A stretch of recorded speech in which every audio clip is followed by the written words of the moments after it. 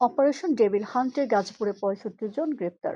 গাজীপুরে ছাত্র জনতার উপর আওয়ামী লীগ নেতাকর্মীদের সন্ত্রাসী হামলার পর সারা দেশে শুরু হয়েছে যৌথ বাহিনীর অপারেশন ডেভিল হান্ট। এই অভিযানে এখন পর্যন্ত গাজীপুর থেকে ৬৫ জনকে গ্রেপ্তার করা হয়েছে। শনিবার রাতভর গাজীপুরের গুরুত্বপূর্ণ মোড়ে মোড়ে সাঁড়াশি অভিযান চালায় যৌথ বাহিনী। যানবাহনে তল্লাশি চালানো হয়, বাড়ানো হয় নিরাপত্তা ব্যবস্থা। গাজীপুরের পুলিশ সুপার চৌধুরী জাবের সাদেক জানিয়েছেন, শিক্ষার্থীদের উপর হামলায় জড়িতদের মধ্যে অর্ধ শতাধিককে গ্রেপ্তার করা হয়েছে।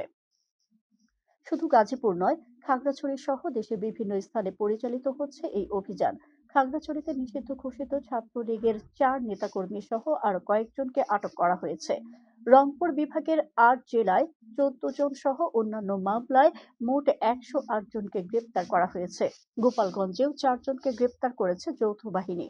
এ বিষয়ে স্বরাষ্ট্র সচিব নাসিমুল গনি জানিয়েছেন, দেশ স্থিতিশীল রাখতে সংশ্লিষ্ট সব সংস্থাকে নির্দেশনা দেওয়া হয়েছে এবং সামনে আরো কঠোর পদক্ষেপ নেওয়া হবে। জামিনে মুক্তি পাওয়া অপরাধীদের দিকেও নজর রয়েছে সরকারের।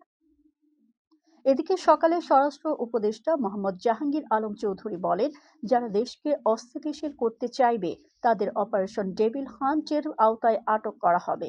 যতদিন পর্যন্ত শয়তান শেষ না হবে ততদিন চলবে এই অভিযান। এটা নেতৃত্ব normal, it is a police action, it is a police action. এটা পুলিশের একটা কাজ, পুলিশি কাজ হচ্ছে। আর্মি যে হেল্প করছে না, এটা সিভিল পাওয়ার, ম্যাজিস্ট্রেসি পাওয়ার, এটা হচ্ছে পুলিশ অ্যাকশন। আর যে সমস্ত দেশে বিপ্লব হয়েছে সেখানে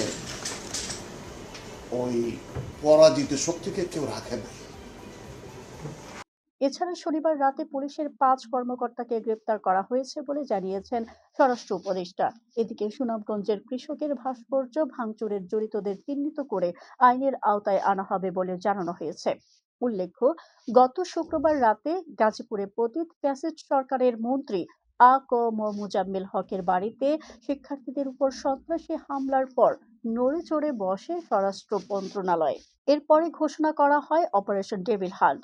শনিবার রাত থেকে সাঁড়াশি অভিযান শুরু করে যৌথ বাহিনী এবং গুরুত্বপূর্ণ মোড়ে মোড়ে টহল জোরদার করা হয়।